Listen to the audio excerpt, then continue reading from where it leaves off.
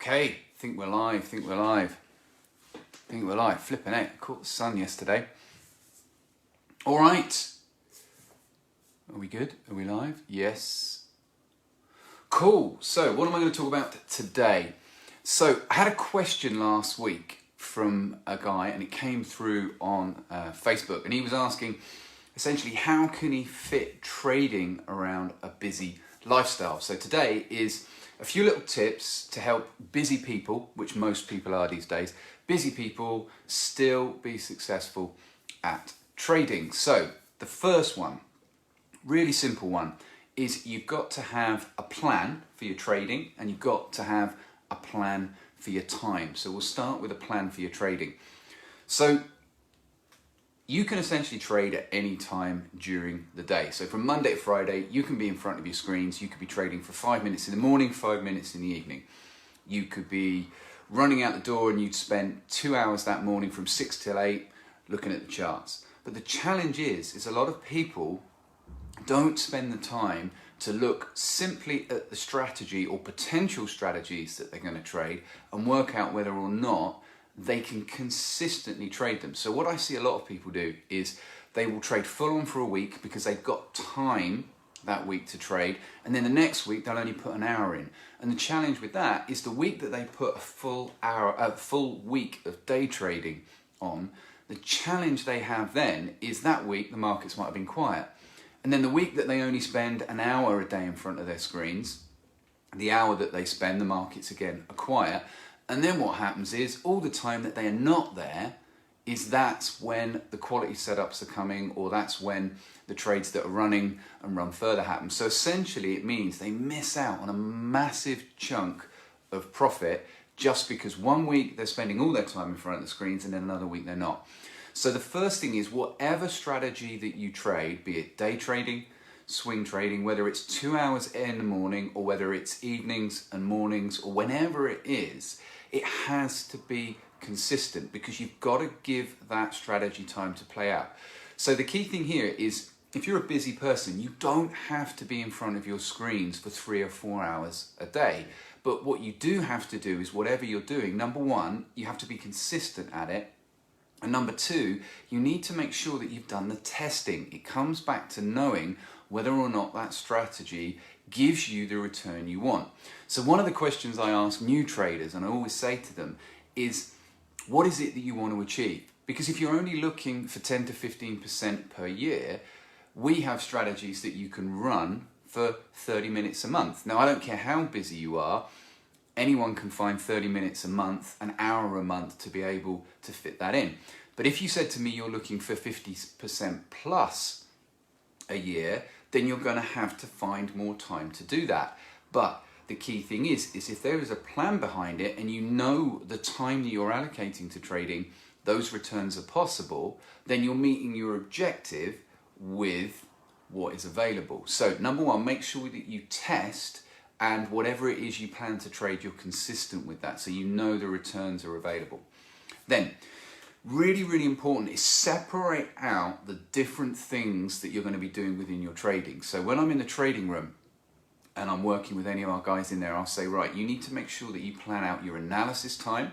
So when you're actually going to do your overall market analysis to establish key levels, key possible trades out of your watch list of say 40 markets. So you've got to plan analysis time.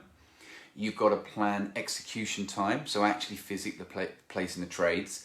Does the strategy that you trade allow auto entries to be capable? Are you placing what we call end of day trades, which means you can work all day and at the end of the day, that's when the potential trade is either a go or not. So it's really important that you establish the type of trade that you're doing. So block your analysis time and then know whether or not you're trading end of day for entries, or that entry could come at any point during the day. So even though I'm in front of my screens for a big chunk of the day, or can be, I'm still going to be going out, I'm still going to be going to the gym, I'm still going to be going out and doing different things. So I've got to be very, very aware that if it's a certain strategy that could set up at any time, have I got an automated entry to do that? And a useful tool for that is robots, something we're doing more at TSC now. And we've actually got our own automated entry suite, which allows busy people to do their analysis before they go to work or after they get back from work. But the entry system will mean that they don't miss any trades during the day. So that's very, very important. So plan and block out analysis time, entry time, and this is really important. Plan a chunk of time to review the trades from that week. So for me, a lot of time on a Sunday morning is spent planning out my week, but also reviewing the trades that I'm either in or reviewing the trades that I've traded that week. So I go into the next week with a much clearer focus on what I'm going to be able to do. Now this is really important. This is more a time management thing, is block those times out in a diary, and secondly, communicate those with the people around you. I often see people getting frustrated because they say, not only am I busy, well, my partner wants my time, my kids want my time, and all these people and all these obligations mean they don't find the time to do their analysis or get their trading done.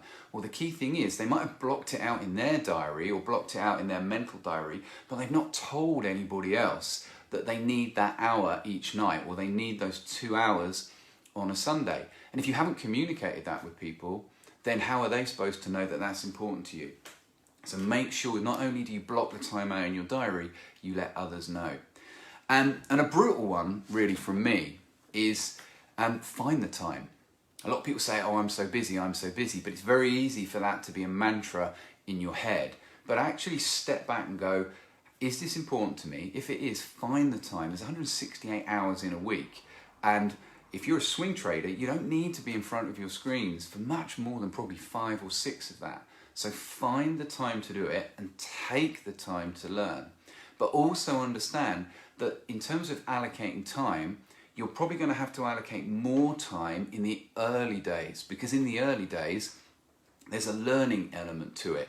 So be realistic. It might be that the strategies or strategy that you trade only takes a small amount of time out of your week, but it's going to take you more time at the start to get skillful at the analysis and get used to placing the trades and used to seeing that strategy. So what might take me 4 hours or 5 hours over a period of a week might take a new trader 10 hours. So they've got to factor that in. So understand that there's a learning curve and factor that in at the start.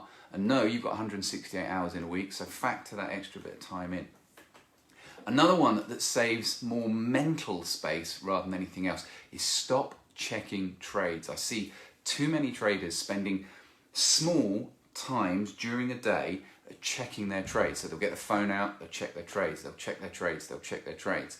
And although that's not taking up physical time, it's taking up what I call mental space and mental time. So that can potentially mean that they're not focused on what they're doing at work or not focused on the task at hand, which means that task then takes them longer. So you don't need to multitask with your trades. And once your trade is placed as a swing trader, you don't need to be checking it every 5 minutes to see where it is, because then your focus is on whether the trade's going to win, whether the trade's going to lose, and you're not present with what you're doing there. So very important. Next one, get feedback. To get through that learning curve, as I said, it's going to take you longer in the early days to master the analysis and master the strategy. The more feedback that you can get from somebody who understands what it is you're trying to achieve, the quicker you'll get through that learning process. And if you've only got small amounts of time, buy some of that time back. Get around somebody that can feed back and save you hours and hours of trial and error. I see so many people going round and round and round, not necessarily round in circles, but they see a result, they see their trades getting a little bit better, then they start losing, then they go back and they try and review the strategy, and then they change this and change that, and they then come back and then they start to see the results going down, so they change it again, and then they see the results going up, and they spend all their time switching and changing when the feedback from somebody who's been trading that strategy for a long period of time might simply be just carry on doing what you're doing. So a lot of time is wasted in tinkering and fiddling without really knowing whether that's the right thing to do. And embrace automation. I've already talked about this. So get to the point where you don't just buy a strategy or buy a robot off the internet and just trade it and hope that it's going to work. What you do is you look at your strategy and see whether there are elements of that strategy that can be automated. So for me, I get all of my guys in the trading room to do their overall market analysis and shortlist of potential trades for certain setups. But what we also have is we have automated entry systems. So not just placing a limit order and walking away, but some of our automated entry systems will place the entire element of the strategy and the entire elements of the trade. So 6 different elements, allocate the risk, and do all of that simply because that trade might be setting up at 10:21 in the morning and the trader is at work. So this is a really, really important element because that can save you time and that can save you stress, and then it means your analysis time can happen and fit around your schedule. And then the last one, I think this is really important because this gets overlooked, is everybody wants to make more money. I've never met anyone who, when I say, do you want to make more money, they say no. So everyone wants more money, but examine how high up your values list this is. Because I learned this from a coach and a mentor. It was probably the best part of 10 years ago. And one of the things they said to me was that if making money and building wealth is high enough up your values list, you will find the time to do it. So think about the things that are important to you that you do regardless of how busy you are. You find the time to do it. Some people, no matter how busy they are, they will find the time to work out and train no matter how busy their life is, because that is high enough off your values list. The trouble is, a lot of people say they want to make money and they dabble in it, but actually making money is 6th or 7th down their values list. And it's really got to be right up in the top 3, or you have to link important reasons why the things that are most important to you, which might be time with family, choice and freedom, will be made better if you're doing this. Because if it's not important to you, invariably it will drift. And as soon as things get busy, especially now as we're starting to see people go back to work, things are starting to ramp back up.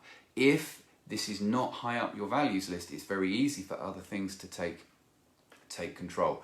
So plan your time, block your time, communicate that with people. Create a log and diarize it. Make sure you find the time, okay? Stop checking your trades all day, get feedback, and embrace automation. Good, that's all I got for today. Have a wonderful week, trade safe, and I'll catch up with you soon.